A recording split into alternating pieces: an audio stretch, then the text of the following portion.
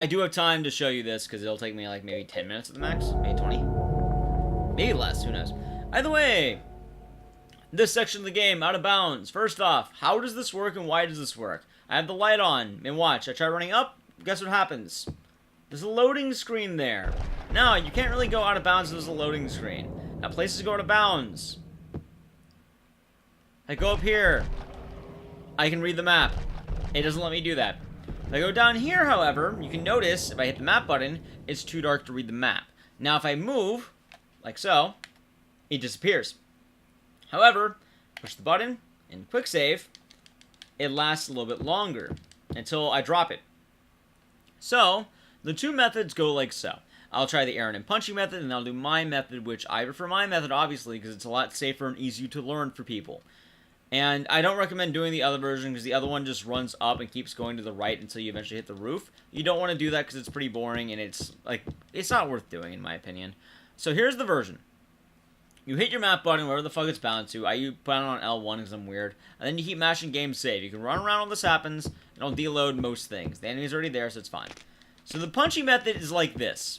Or Punchy Aaron method. I'm going to call it both because Aaron did it first and then Punchy does it more often. People are more likely to know Punchy. It's a pain in the ass because you must align yourself with this wall, and you have to fall through it. And you want to fall parallel to the wall. As you can see, it's not really I do not think this is the best method. I almost had it there, but that will happen a lot. So until you get really good at it, it's slow too, because you have that little nod in the beginning. See? And you do this on a controller, which is the upside. There we go, I got it like that. And then you can just keep going here, and then after this, you can run later. This is what works. You get inside the wall after going parallel, and then you're inside the wall. The way you tell James' position is you're on the camera. Like, if you might move left, the camera's always centered on James. If you move right, he's there. Let's go back and bounce so I can show you the next version. So here's my version. I'm on keyboard now. I'm going to reload the room. I'm now on keyboard. I run down here with keyboard. And I have my buttons bounded to 3 and backslash. Too dark to read the map again. So how does this work?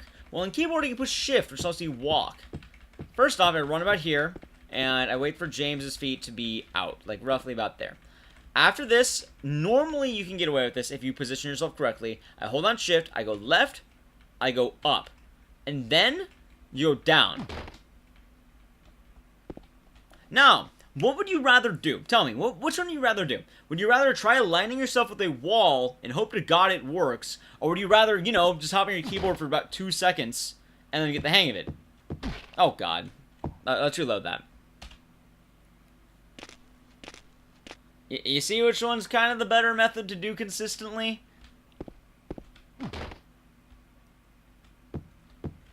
Now, I'll do it again in fast motion. The way I normally do it is like so. In fact, I can do it a little bit quicker just because I do this a lot. I get the feet out, tap, down. See how quick that was? Now we're out of bounds once again. Very consistent. The other way is not, like, you can do the other way, but I don't recommend it. I really do not recommend it. And this is also a big issue why whenever you watch speedruns, you should be watching top 3. You should be watching more than just world record.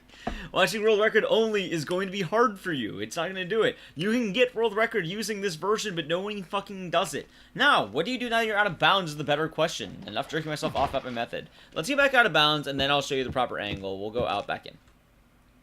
So assuming you just left the room, the whole glitch, yeah, everything there. I reloaded normal because you need the shotgun shell to be fully charged for the end fight.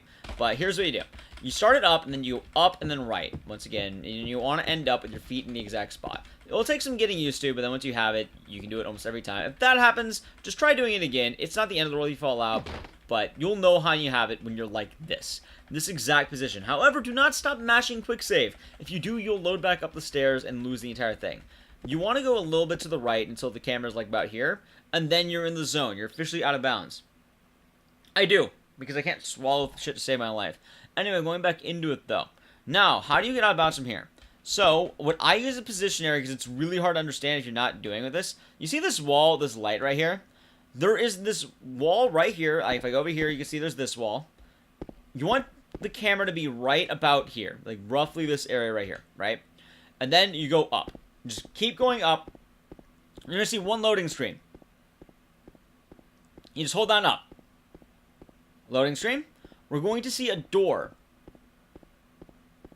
The moment you see that door, hands off the keyboard. You take your damn hands off the damn keyboard. You are now going to the underground basement area, which is what you want to be at. Now, why does this work? First off, this works because the game, all the rooms in Silent Hill 2 are really far away from each other. So when you're loading into a room, like when you open a door, you're not actually going to the other side of that wall. You're being teleported to wherever the room is loaded, which in the apartments, or not, the hotel, they're all decently close together, and that's the signal you know.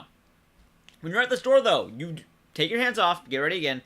I hold down A and S. I do this on keyboard because it's easier for me. Now, you keep holding it down, you see this door. When you see this, you hold down S and you just tap A. You want to be aligned with the door, like about there. When the camera's like this, you're good. But you have to make sure you stay aligned. And then, when you hear that fall, you're in bounds. And then, that's how you do the out of bounds. And you can walk around. Now, the entire area is deloaded, but the fastest route is going up and then down. So you want to do the entire upstairs, and then you do the downstairs, because you leave on the downstairs. You need a few things from upstairs, too. So, in fact, no, don't listen to James's footsteps. That is a terrible version of it. The best way of doing it will be like so. Again, there's the punchy and Aaron route, but then there's my route, which I full well acknowledge is probably the safest route of doing this. So let's do it again. Let's assume you're leaving the entire room. I'll teach you everything from Laura's room, in fact. Let's go here.